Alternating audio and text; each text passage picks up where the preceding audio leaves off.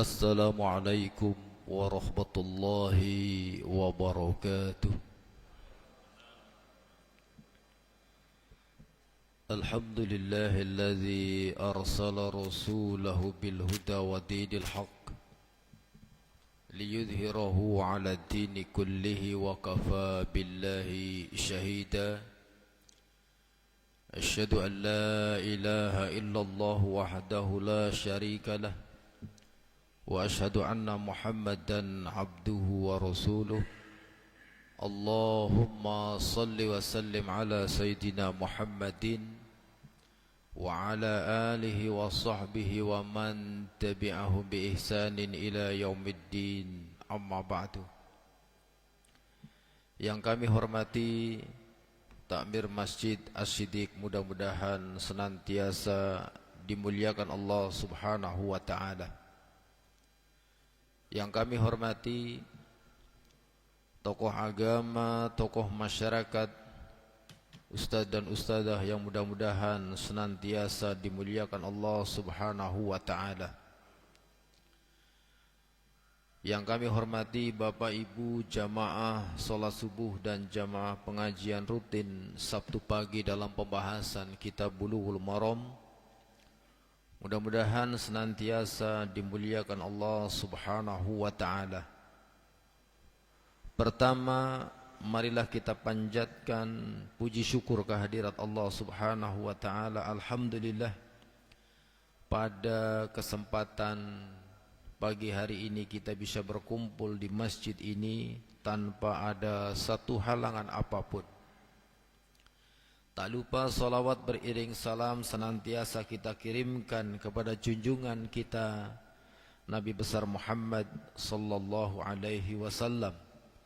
Mudah-mudahan kita termasuk umatnya yang akan mendapatkan syafaat di yaumul kiamah nanti.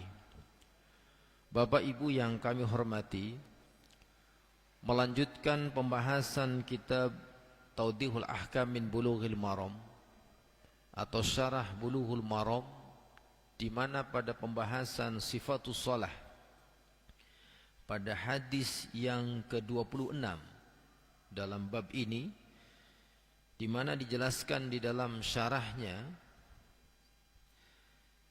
bahwasanya walau sajada ala ha'il muttasilum bihi min ghairi a'dha'i sujudihi ajza'ah, dan sekiranya bersujud di atas ha'il, di atas alas atau di atas pembatas.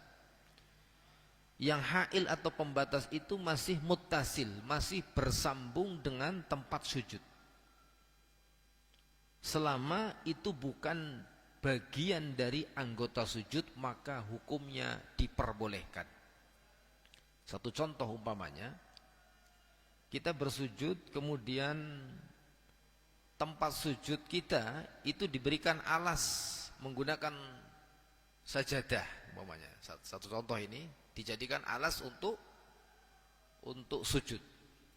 Selama itu muttasil, artinya menempel, bersambung dengan tempat sujud atau bersambung dengan karpet, bersambung dengan lantai, dan itu bukan bagian dari anggota sujud, maka diperbolehkan. Yang dimaksud anggota sujud apa? Satu contoh, tangan. Telapak tangan ini adalah anggota sujud. Jenengan arep sujud kok bathuknya malah diadangi karo telapak tangan, maka enggak boleh. Tapi kalau diletakkan sajadah, berarti kita kan bathuk kita ini nempel di sajadah. Sajadahnya nempel di tempat sujud, maka ini boleh. Jadi sing boten angsal niku napa? Nalika nek alas niku bagian dari anggota sujud. Tapi kalau itu bukan bagian dari anggota sujud, maka diperbolehkan. Satu galing contoh, jenengan salat nganggo sajadah, jenengan salat kok kebetulan gelar sorban untuk alas, maka itu diperbolehkan karena itu bukan bagian dari anggota sujud. Artosipun salat nganggo alas niku angsal, Pak. Bahkan niku ternyata Kadang-kadang wonten beberapa masjid sing niku karpetnya malah digulung. Ulih wakaf karpet pirang-pirang malah karpetnya digulung ora dienggo. Lah niku kan melasi sing wakaf nggih. Satunggaling contoh niku. Ternyata jadi kadang-kadang arep orang nganggo sajadah adem ngoten niku nggih lah. Nganggo sajadah kadang wonten sing ribet lah. Maka seperti ini bagus nih. Jadi nganggo karpet dadi gawa sajadah nggih angsal mboten nggih sampun anget kata niku, pun anget. Dan ternyata ini pengaruh juga dengan sound system masjid, Pak. Suara. Masjid sing wonten karpetnya digelar kata niki, ini suaranya enak, empuk. Mandan kedap. Nah, suaranya ada peredam. Tapi nek sing langsung mlester kata niku wis cepret-cepret ke suara niku ternyata berpengaruh niku, berpengaruh. Nah, jadi kemudian dijelaskan dalam kitab ini, sekiranya kita bersujud di atas hail, di atas pembatas yang itu dia bersambung dengan tempat sujud, selama itu bukan bagian dari anggota sujud, maka diperbolehkan. Kemudian selanjutnya dijelaskan dalam kitab ini, dalam kitab Syarhul Iqna, wala yajibu ala sajidi mubasharatil musalliya bi syai'in min a'dha'is sujud. Nah, maka dijelaskan dan tidak wajib bagi orang yang sujud itu bersentuhan langsung dengan sesuatu dari anggota sujud hattal jabhah. Jadi yang harus nempel adalah apa? Jabhah. Pertama, dahi. Falau sajada ala muttasil min bihi ghairi a'dha'us sujud, sekiranya itu bersujud di atas sesuatu yang bersambung dengan tempat sujud selama itu bukan anggota sujud. Contohnya yang bukan anggota sujud diantaranya kakawuru imamatihi, mungkin ada ujung sorban yang kebetulan ujung sorban itu nempel di tanah kemudian menjadi alas sujud. Ujung sorban ini dia menempel dengan tempat sujud atau lantai, maka diperbolehkan. Kemudian juga wakamihi, atau mungkin ada lengan baju. Lengan baju model nek kulan panjenengan kan mboten panjang, tapi wonten lengan baju model wong Arab niku sing mungkin nglampreh amba kata niku, Pak. Ternyata dalam satu kondisi qadarullah salat di tempat yang begitu terik panas. Kemudian lantai ini untuk sujud kalau langsung panas, Pak. Baduke iso meloceh kata niku lah. Lah ini kemudian ujung lengan atau lengan baju ini kemudian menempel gini dijadikan alas untuk sujud. Selama itu bukan bagian dari anggota sujud maka diperbolehkan. Dan juga yang lainnya, sahhat salatahu, maka salatnya tetap sah.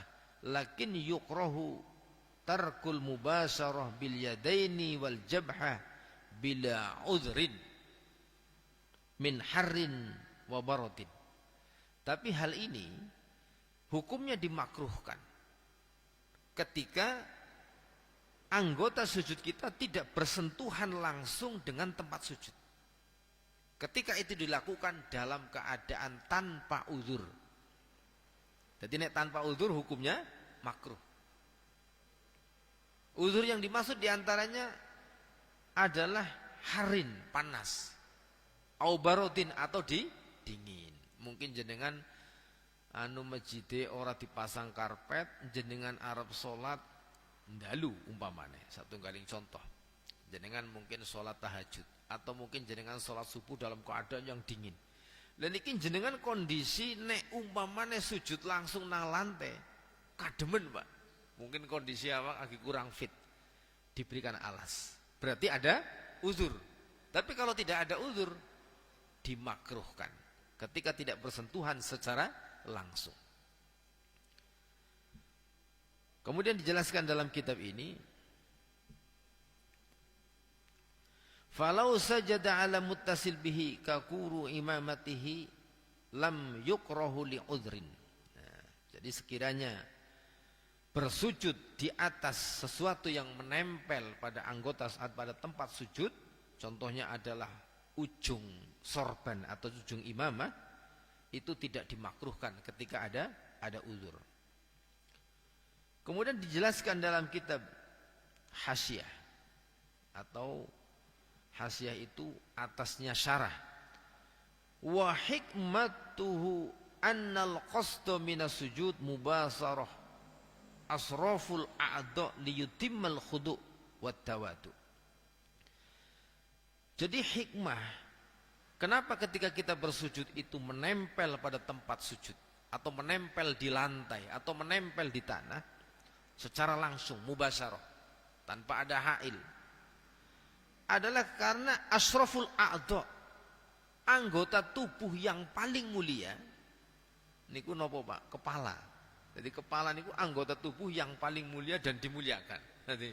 Jadi sirah niku termasuk anggota tubuh yang paling mulia. Jadi mulanya zaman ini jenengan ketemu bupati umpamane nggih, ketemu wong penting, kok terus ngerti-ngerti sirahnya dilus-lus nang jenengan, walaupun niatnya niku ngelus-ngelus sirah niku nggo ngalem-ngalem, tapi ternyata niku termasuk saru Pak. Niku nek nang Indonesia. Tapi nek nang Arab niku ngemek sirah niku justru termasuk kehormatan. Bahkan ngemek jenggote kancane niku termasuk kehormatan, keakraban. Tapi nek nang Indonesia jajal jenengan. Begitu ketemu kok ngemek jenggote wong yo saru rikaya lah. Karena memang urfnya berbeda. Artinya anggota tubuh yang paling mulia itu pun ditempelkan ke tanah, ditempelkan ke tempat sujud. Untuk apa? Liyutimmal khudu, untuk menyempurnakan kerendahan hati kita di hadapan Allah Subhanahu wa taala. Dan juga tawadu, menunjukkan tawadu. Jadi sirah sing ibaratnya niku tempat sing anggota tubuh sing paling mulia, kemudian ditempelkan ke tanah. Tapi pantat yang justru dihinakan dan itu disembunyikan oleh semua orang, hampir semua orang, karena itu termasuk juga bagian dari aurat. Pantat sing kudune dihinakan malah justru diangkat lebih tinggi daripada kepala. Jadi niku nalikane sujud, Pak. Jadi apaanan jenengan kok sujud malah sirah karo pantat itu sama? Enggak, tapi pantat itu lebih tinggi daripada kepala. Ini menunjukkan khudu dan tawadu, sikap merendahkan diri dan tawadu di hadapan Allah Subhanahu wa taala. Wa minal furuqis sahihah al-farqu bainal ha'il fi sujud wa hiya salasah. Kemudian ketika dibagikan ada beberapa alas itu atau pembatas yang memisahkan antara anggota sujud dengan lantai, itu ada tiga jenis. Yang pertama, in kana min a'dha'i sujud fala yaji'u. Kalau yang dijadikan alas atau ha'il itu adalah anggota sujud, maka tidak diperbolehkan. Saya contohkan tadi, jenengan telapakan tangan niki kok malah agi sujud nggo ngadangi bathuk atau niki Pak. Walaupun niki nempel nang lemah, karena telapak tangan adalah anggota sujud, maka tidak diperbolehkan. Tempelaken niku mboten angsal. In kana ala ha'il muttasilun fala ba'sa bihi. Tapi jika ha'il itu, penghalang itu menyambung atau nempel dengan tempat sujud, selama itu bukan bagian dari anggota sujud, maka diperbolehkan. Contohnya ujung sorban atau lengan baju, ataupun mungkin kita meletakkan kain di atas tempat sujud. Bahasa kita adalah sajadah ataupun yang lainnya. Ingkana ala ha'il mimma yattasilu bil musalliya fayukrahu illa li'udhrin min harrin wa syukin wa nahwihima. Jika ha'il itu atau pembatas itu masih bersambung antara tempat sujud dengan orang yang sholat. Ini dihukumi makruh ketika tidak ada uzur. Kalau ada uzur tidak makruh. Maka illa li'udhrin, kecuali ketika ada uzur. Contohnya panas atau juga wasyukin, adanya duri, Pak. Duri. Mungkin jenengan keleres salat Id nang tanah lapang. Kebetulan jenengan salat Id nang tanah lapang. Nah, kalau sekarang sih salat Id di tanah lapang itu biasanya sudah disiapkan karpet. Tapi kebetulan karpetnya nggak cukup, jamaahnya bludak. Napa nggih? Terpal nggih. Terpalnya ora cukup, Pak. Kebetulan jenengan dapat tempat di pojok. Di situ ternyata suket ririan kasing ana rine kae lha niku. Lah, jenengan supaya mboten kecocok ri nalikane sujud niku, jenengan delehaken sajadah. Berarti ada uzur. Wonten uzur. Karena ada uzur maka tidak dimakruhkan. Tapi kalau tanpa uzur maka hukumnya makruh. Kemudian dijelaskan dalam kitab ini,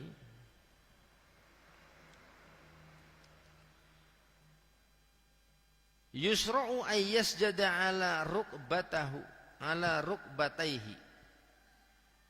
Disyariatkan bersujud juga dengan menempelkan kedua lututnya, rukbataihi. Pertama dahi, kemudian yang kedua dua telapak tangan, kemudian kedua lutut, semuanya menempel. Menjadi anggota sujud. Fayadha'ahuma fal 'alal ardi qabla yadayhi. Diletakkan kedua lutut ini di atas tanah sebelum kedua tangannya. Memang ada khilaf di kalangan para ulama tentang hadis, tetapi hadisnya dua-duanya ada. Cuma mana yang lebih kuat ini menjadi khilaf di kalangan para ulama. Ini hadis dari Wa'il bin Hujrin, di mana ketika posisi kita sujud ada satu hadis menjelaskan fal yada' yadaihi qabla rukbataihi. Letakkan kedua telapak tanganmu sebelum kedua lututmu. Ada hadis lagi yang menjelaskan fal yada' rukbataihi qabla yadaihi. Letakkan kedua lututmu sebelum kedua tanganmu. Dan ini dua-duanya diperbolehkan. Ulama berbeda pendapat dalam hal mana yang lebih rajih dari kedua hadis tadi. Dan ini ternyata perkara seperti ini perkara yang muwasi, yang leluasa. Bahkan dalam satu kondisi, umpamanya, taruhlah kita mengambil pendapat yang meletakkan kedua tangannya dahulu sebelum kedua lututnya. Tapi dalam kondisi tertentu, jenengan sudah sepuh, sudah tua gitu ya. Jenengan nek arep sujud tangannya gisit rada angel, Pak. Nah, posisinya bisa jadi lututnya dahulu, dan itu semuanya diperbolehkan. Semuanya diperbolehkan. Dalam hadis Wa'il bin Hujrin dalam kitab Bulughul Maram juga tentang masalah ini, itu dijelaskan tentang fal yada' yadaihi qabla rukbataihi. Letakkan kedua tanganmu sebelum kedua lututmu. Itu ada keterangan dalam kitab Tawdihul Ahkam min Bulughil Maram, di antaranya wa hadzal hadis aqwa. Wa hadzal hadis aqwa min hadis Wa'il ibnu Hujrin. Ada yang menjelaskan hadis ini lebih kuat daripada hadisnya Wa'il bin Hujrin. Tapi ini masalah yang muwasi, yang leluasa. Jadi kok onten sing tangane riyin niku ya sah, dengkule riyin ya sah. Sing justru mantan angel niku nek sirahe riyin niku malah ora kena niku, Pak. Jenengan sujud kok malah sirahe riyin jegluk kata niku, kan malah angel. Kedua tangannya dahulu boleh, dua lututnya dahulu boleh. Kemudian selanjutnya dijelaskan dalam kitab ini, as-sujudu 'alal a'dha' jaa bi amrillahi ta'ala fa huwa dalilun 'ala anna mahbubun ila Allah ta'ala. Sujud di atas anggota sujud yang sudah dijelaskan adalah merupakan perintah Allah yang maha tinggi. Maka ini menjadi dalil bahwasanya setiap perkara yang dicintai oleh Allah yang maha tinggi, wa ma kana mahbuban illallah ta'ala fahuwa min ajlil ibadat. Dan tidaklah perkara yang dicintai oleh Allah, maka ini merupakan perkara yang hendaknya dilakukan ketika kita sedang melakukan ibadah. Di mana jelaskan dzalika annal insan yad'u asrafu a'dha'uhu 'alal ardi. Yang demikian itu di mana manusia ketika meletakkan anggota tubuh yang paling mulia di atas tanah, yaitu kepala. Kepala kula panjenengan ditempelkan di atas tanah. Wa min kamali hadza sujud mubasyaratil musalliya li adimil ardi bi jabhatihi. Dan termasuk posisi sujud yang paling sempurna adalah ketika orang yang sholat itu menyentuhkan dahinya langsung menyentuh ke lantai. Istaganah wa tawadu'an, dalam rangka ini merupakan supaya kita diberikan ketenangan dan juga dalam rangka tawadu, sikap kerendahan hati kita di hadapan Allah Subhanahu wa taala. Dadi nek kula panjenengan sujud niki bathuk utawi dahi niki nempel langsung di tempat sujud, tenang kula panjenengan, Pak. Tenang. Kemudian juga menunjukkan ketawaduan kita di hadapan Allah Subhanahu wa taala. Wal i'timad 'alal ardi bihaitsu yanaluha sakilu ra'sahu. Dan juga ketika kita menopangkan tempat sujud itu di atas tanah, maka itu bisa menahan beratnya kepala. Dan panjenengan nempelaken dahi niki nang tempat sujud blek. Dan niki otomatis niki abote sirah niki tertumpu di tanah. Dan panjenengan nyaman. Insyaallah nyaman. Nyaman niku asal posisi kaifiyah sujud kita ini sesuai dengan tuntunan, Pak. Nah, insyaallah nyaman. Tapi nek mboten sesuai kali tuntunan, mungkin mandan terlalu rapet dan atau mungkin terlalu mengkeret gitu ya, itu enggak nyaman. Tapi kalau posisinya pas, itu insyaallah nyaman. Dan memberikan ketenangan. Kemudian selanjutnya dijelaskan oleh Ibnul Qayyim, kana sallallahu alaihi wasallam, kemudian dijelaskan dalam kitab ini, di mana di dalam hadis Nabi sallallahu alaihi wasallam bersabda, "Ma min 'abdin sajada lillahi sajdatan." Tidaklah seorang hamba yang melakukan satu kali sujud, atau satu kali sujud, illa kataballahu lahu biha hasanatan, maka akan dicatat untuknya satu kebaikan. Sujud ping pisan dicatat satu kebaikan. Wa khutta anhu biha khati'ah, dan juga dihapus dengan sujud tadi satu kesalahan. Berarti kalian panjenengan sujud berkali-kali kalau niku Pak. Nah, berkali-kali, satu rakaat saja sudah 2 kali sujud. Kalau sholatnya 4 rakaat berarti 2 kali 4, 8 kali sujud. Di mana setiap kali sujud maka kita akan mendapatkan dicatat satu kebaikan, dihapus satu kesalahan. Wa syara'at takriru sujud fi kulli rak'atin, dan disyariatkan mengulang-ulang sujud pada tiap rakaat. Yang dimaksud setiap rakaat ada dua kali sujud. Artinya bukan satu kali, makanya dilakukan pengulangan. Li'annahu ablah ma yakunu fit tawaddu, karena ini bisa kita lebih tawadhu kepada Allah Subhanahu wa taala. Al-hassu 'ala sujud wa dzakara fadlihi. Hadis ini menjelaskan tentang anjuran bersujud dan menyebutkan keutamaan sujud. Wa amma 'azimun ajrahu fa ma'lumun minad dini bidururah. Maka tentang agungnya, besarnya pahala bersujud ini sudah menjadi perkara yang maklum dalam agama ini. Wa huwa sirrus shalah wa ruknuhal a'dham. Ini merupakan rahasianya salat dan rukun salat yang paling agung, yaitu posisi di mana kita sedang melakukan sujud. Wasajidu aqrabu ma yakunu ilallahi fi hali sujudihi. Dan orang yang ketika sujud itu adalah posisi di mana itu sangat dekat dengan Allah Subhanahu wa taala. Posisi bulan panjenengan agi edek, benar-benar sangat dekat dengan Allah Subhanahu wa taala. Kemudian dalam Hasyiah Ar-Raud itu dijelaskan bahwasanya wala yukrahu sujudu ala sufi. Tidak dimakruhkan sujud di atas kain wol. Kain wol niku nek nang daerah adem niku Pak, kain wol. Gelar kain wol untuk dijadikan sajadah, dijadikan alas untuk sujud, maka tidak dimakruhkan. Kemudian wallabud, spray, sujud di atas spray. Wal basti, dan juga di atas tikar. Wa jamil amtiati, dan semua alas hukumnya tidak dimakruhkan.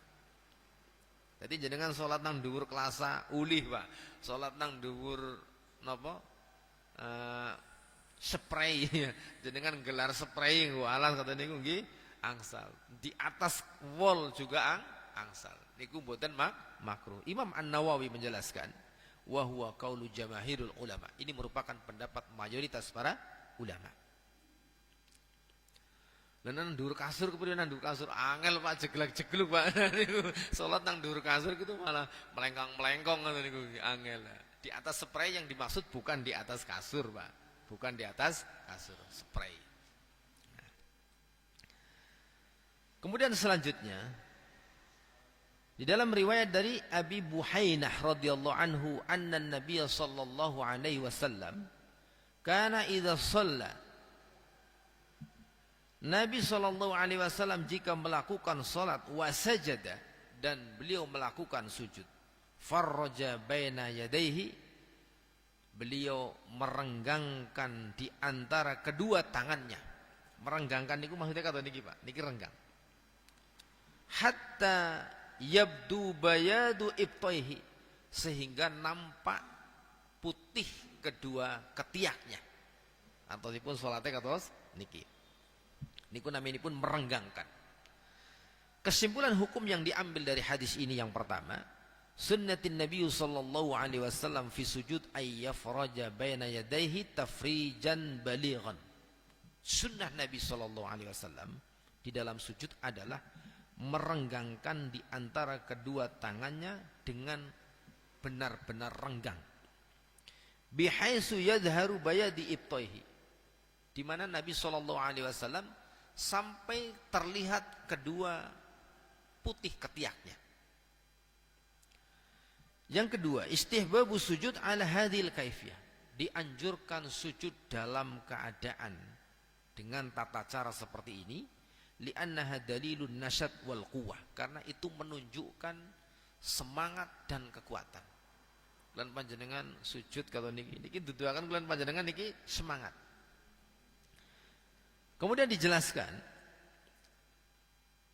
wa yujafas sajidu ngaddaihi addaihi an janbihi, dan hendaklah orang yang sujud itu dia menjauhkan lengannya dari pada pinggangnya. Lengan kulan panjenengan ini kan lengan niki mboten nempel kata niki, tapi dijauhkan dari pinggang. Wa batnihi an fahidaihi, dan perutnya dijauhkan dari pahanya. Wa huma an saqaihi ma lam yu'dhi jarihi. Ini penting kita fahami, dan juga keduanya dijauhkan selama, jadi dijauhkan dari petisnya. Malam yu'dhi jarihi, selama itu tidak mengganggu orang yang di dekat kita. Artosipun niki fleksibel Pak. Nek jenengan salat kiambekan kados niki Pak. Tapi keleres pada saat jenengan niku salat berjamaah di samping kanan kiri, kemudian softnya juga rapat seperti di sini. Niku jenengan ora usah metantang-metantang kados niki, mboten usah. Karena apa? Itu bisa yu'dhi jarihi, bisa mengganggu orang yang ada di sebelahnya. Jadi sederhana. Memang dengan posisinya hukum asalnya kata niki. Nah, tapi begitu kondisinya sempit, kita sholat berjamaah, jangan sampai jenengan malah kayu-kayu. Lho sing sandingi kan kesikut-sikut orang genah, Pak. Bisa kesikut-sikut. Jadi selama tidak mengganggu orang yang ada di sebelahnya. Kadang-kadang wonten tiyang sing iki mboten paham niki, Pak. Karena mungkin belajarnya urung tekan kitab syarah. Akhirnya memang bener-bener kaya iki medhandang, Pak. Sing nang sandinge wis kemringet, keringetnya mambu, keleke keton, nang sandinge breng-brengan tambah ora khusu, wis kesikut-sikut maning lah. Maka dijelaskan malam yu'di jarihi, selama tidak mengganggu orang yang ada di sebelahnya. Kemudian jelaskan dalam kitab ini. Qala al-Ustadz Tabarah. Ustadz Tabarah menjelaskan as-salatu riyadah diniyah ijbariyah likulli muslim. Salat merupakan olahraga religi yang mana ini wajib bagi setiap muslim. Jadi kulan panjenengan enjang-enjang niki benten kali tiang kafir, Pak. Tiang kafir mungkin bisa jadi asih turu, Pak. Kulan panjenengan wis tangi gasik, ambil air wudu, sudah melakukan riyadah diniyah, olahraga religi, salat subuh. Sing dimaksud niku salat subuh. Dan gerakan-gerakan salat yang lainnya semuanya ini memiliki dampak positif untuk kesehatan. Kemudian selanjutnya, fihi dalilun ala annal ibta' laisa minal aurah fi shalah wa anna zuhurihi la yukhaliful adab bainan nas. Hadis ini menjadi dalil bahwasanya ketiak itu bukan termasuk aurat. Bukan termasuk aurat. Bagi laki-laki, nah bagi perempuan itu aurat. Karena al-auratu lil mar'ati jami'u badaniha illal wajhi wal kafaini. Seluruh tubuhnya kecuali wajah dan kedua telapak tangan. Tapi bagi laki-laki bukan termasuk aurat. Karena aurat bagi laki-laki ma baina syurrati warukbati. Apa yang ada di antara pusar dan lutut. Niku aurat bagi laki-laki. Tapi nek nganggo lengan panjang niku nggih tetep mboten ketinggal, Pak. Lah niku ketutup. Ketika menggunakan lengan pendek. Bahwa ketiak itu tidak termasuk aurat dan ternyata itu tidak menyelisihi adab di depan manusia. Ketika kita betulan sholat sampai kelihatan. Kemudian wa fihi anna kullu adwin fi shalah ya'khudhu nasibihi minal ibadah. Di dalam hadis ini dijelaskan bahwasanya setiap anggota sujud di dalam sholat itu semuanya ambil bagian dari ibadah. Ada 7 anggota sujud, semuanya ambil bagian. Dan juga bahkan seluruh anggota tubuh kita ini ketika sholat ini semuanya ikut bergerak. Artinya semuanya ambil bagian dalam ibadah. Kemudian dijelaskan waqad warada hadzal ma'na sharihan fima akhrajahu Tabrani wa ghairihi min hadis Ibnu Umar. Qala, di dalam riwayat dijelaskan bahwasanya Rasulullah sallallahu alaihi wasallam bersabda, la taftarishu iftirasas syab'i, janganlah kamu itu membentangkan ketika kita sedang sujud. Membentangkan dengan cara seperti menderumnya binatang buas. Jadi kulan panjenengan nalikane sujud niku kon aja kaya binatang buas. Binatang buas niku contohnya macan. Nah, gampangane nggih miniatur macan kulan panjenengan nang omah ndeleng niku wonten kucing. Kucing niku senengane nek niku nempelaken tangan kata niki, nempel. Dengan sikunya juga nempel. Tetapi kita ketika sujud ini sikunya tidak nempel untuk menyelisihi binatang buas. Wa'tamid ala rahataika, dan bertopanglah di atas kedua bertopanglah di atas rahataika.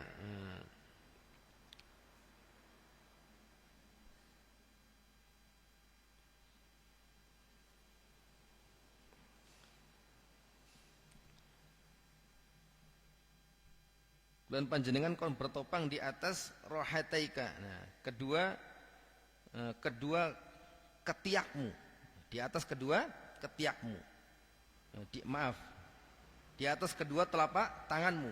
Wa abti dob aika, dan tampakkanlah kedua ketiakmu. Jadi kata niki, sing dimaksud niki ngantos ketinggal. Fa idza fa'alta dzalika sajada laka kullu adbin, maka jika kamu sudah melakukan semuanya itu, maka kamu semua telah bersujud semua anggota tubuhmu. Kullu adbin minka, semua anggota tubuhmu telah bersujud. Jadi nalikone posisine katos mangkatan. Tapi posisi ini sekali lagi dijelaskan di akhir kesimpulan hukum dari hadis ini, wa hadhil kaifiyah takunu malam yu'dil musalla. Kaifiat atau tata cara seperti ini selama tidak mengganggu orang yang sholat min bijanibihi, yang ada di samping kita. Dadi ampun ngantos ngganggu sing ana nang sandinge kululan panjenengan. Fa in adzahu, maka jika sampai mengganggu, wastaula ala makanihi, kemudian juga mempersempit tempatnya. Nek kula panjenengan kata niki padahal sholat berjamaah niki kan dari sebelah kanan keseseken, Pak. Mempersempit orang yang ada di sebelahnya. Wa zahmihi, dan juga membuat jadi posisinya ini memepetnya. Jadi posisi ini memepet orang yang ada di sebelahnya. Fala yabbaghi, maka tidak seyogyanya dilakukan. Fadarul mafasid bi isghalil musallina aula min jalbil masalih bi hadhihi sifah. Maka dijelaskan dalam kaidah, meninggalkan kerusakan yang itu akan mengganggu orang yang sholat itu lebih utama daripada kita mengambil maslahat. Onten maslahate kulan panjenengan ngamalakan sunnah sholat niki posisinya renggang kata niki. Tapi ketika itu sampai mengganggu, maka meninggalkan kerusakan harus didahulukan. Apa kerusakannya? Bi isghalil musallina, yaitu dengan mengganggu orang yang sholat yang ada di sampingnya. Jadi niku posisi kulan panjenengan nalikone agi sujud. Sampun suruh nopo dereng? Nggih. Sebelum 7 menit ya. Nggih. Kemudian di dalam riwayat dari Bara' bin Azib radhiyallahu anhu, ia berkata, Rasulullah sallallahu alaihi wasallam bersabda, "Idza sajadta fadha' kaffaika." Jika kamu bersujud maka letakkan telapak tanganmu. Warfa' mirfaqaika, dan angkatlah kedua sikumu. Niki duduaken kula panjenengan niku nek sujud niku ampun nglampreh kata niki, tapi niki siku niki diangkat, telapak tangan ditempelkan. Kemudian di dalam riwayat dari Wa'il bin Hujrin radhiyallahu anhu, anna Nabiy sallallahu alaihi wasallam kana idza raka'a, Nabi sallallahu alaihi wasallam jika melakukan ruku, farraja baina asabi'ihi, beliau itu merenggangkan di antara jari jemarinya. Niki nalikane ruku, Pak. Jari jemari niki renggang, mboten kata niki, tapi renggang. Renggang nempel di atas kedua lutut. Wa idza sajada damma asabi'ahu, dan jika sujud beliau merapatkan jari jemarinya. Nalikane sujud kulan panjenengan rapat, ditempelkan ke tanah atau tempat sujud menghadap ke kiblat. Kesimpulan hukum yang diambil dari hadis ini yang pertama, yadullu hadis al-Barra ala anna al-wajib ala al-musalli ay yad'a kaffaihi ala al-ardi. Hadis ini menunjukkan bahwasanya wajib orang yang salat itu ketika sujud itu meletakkan kedua telapak tangannya di atas lantai atau di atas tempat sujud. Hadzal hadis ayyadal asli min annal muradu bil yadaini humal kaffani. Jadi hadis ini menjadi muqayyad, menjadi penegas bahwasanya yang dimaksud kedua tangan adalah kedua telapak tangan. Jadi sing dimaksud yadaini, kedua tangan adalah al-kafani, dua telapak tangan. Niki jadi memperjelas. Satu hadis dijelaskan dengan hadis yang lain. Niki menjadi ayat, menjadi penegas. Yadullul hadis ala istihbabi rafa'ar ra'aini anil ardi. Rafa'ad dhira'aini anil ardi. Hadis ini menjadi dalil bahwasanya dianjurkan mengangkat kedua siku atau merenggangkan kedua siku dari tempat sujud atau dari tanah. Artosipun boten nempel. Wa karahati iftirashihima kama yaftaru sab'i dhira'aihi, dan dimakruhkan menempelkan siku atau kedua siku itu di atas tanah, karena ini menyerupai seperti iftirasnya binatang buas. Inna hadza fihi bu'du an musyabahati hadzal hayawan an-najis li halati shalah allati hiya munajat 'ala Allah Ta'ala. Di dalam posisi ini, posisi ketika kita sujud ini, kita disuruh menjauhi penyerupaan terhadap binatang yang najis atau binatang buas. Jadi kulan panjenengan siku niki kon diangkat niki supaya nenopo men boten mirip kaya guguk kata niku Pak. Boten mirip kaya binatang buas, boten mirip kaya macan. Sing niku biasanya ngelampreh kados niki. Ngelampreh. Lah kulan panjenengan kon diangkat. Karena posisi sujud adalah posisi di mana kita itu sedang bermunajat kepada Allah Subhanahu wa taala. Masa engkane kulan panjenengan lagi sujud, lagi munajat maring Gusti Allah, lagi edek karo Gusti Allah, posisine malah kaya kewan buas. Kemudian dijelaskan dalam kitab ini, amma hadis Wa'il fa fihi dalilun ala istihbabi tamkinur rahataini. Adapun hadis dari Wa'il, dalamnya ini menjadi dalil dianjurkan menempel kedua telapak tangan minar rukbataini asna' ruku. Menempel kedua telapak tangan ini di atas dua lutut pada saat ruku. Jadi pas ruku niku posisi telapak tangan ini berada di lutut, bukan di bawah lutut, bukan di atas lutut. Nek di bawah lutut berarti di betis. Di atas lutut berarti di paha. Niku boten, tapi posisi di atas lutut. Sebagaimana dijelaskan istihbabi tafriju asabi'ihi fawqa rukbah. Sebagaimana juga dijelaskan bahwasanya ini menjadi dalil dianjurkan jari jemari ini renggang di atas lutut. Fa inna dzalika amkana minar ruku', maka itu bisa lebih, posisi ruku kita ini lebih kuat, lebih set kencang kepenak. Wa asbata li husuli taswiyati dhahrihi bi ra'si, dan ini juga posisi ini bisa menyebabkan kepala dengan punggung itu menjadi rata. Jadi posisi sirah bulan panjenengan kali punggung niku rata. Sebab nek nang ngisor lutut jengking Pak, ora rata. Nek nang dhuwur lutut dengar, otomatis boten rata. Tapi ketika di lutut maka otomatis rata. Bapak Ibu yang kami hormati, nah niki wonten keterangan setunggal malih ini. Wa yadullu ala dhammi asabi'il yadaini asna'a sujud li yahsulu bidzalika kamali istiqbalil qiblah. Dan menunjukkan hadis ini bahwasanya menempel atau rapatnya jari jemari kedua tangan ini rapat begini pada saat kita sujud, supaya apa? Supaya kita memperoleh kesempurnaan menghadap kiblat. Jadi kalian panjenengan nalikone rapat kata niki otomatis niki sempurna, niki lurus ngadep kiblat. Wa huwa a'wanu 'ala tahmiliha asna as-sujud. Dan ini bisa menahan beban tubuh.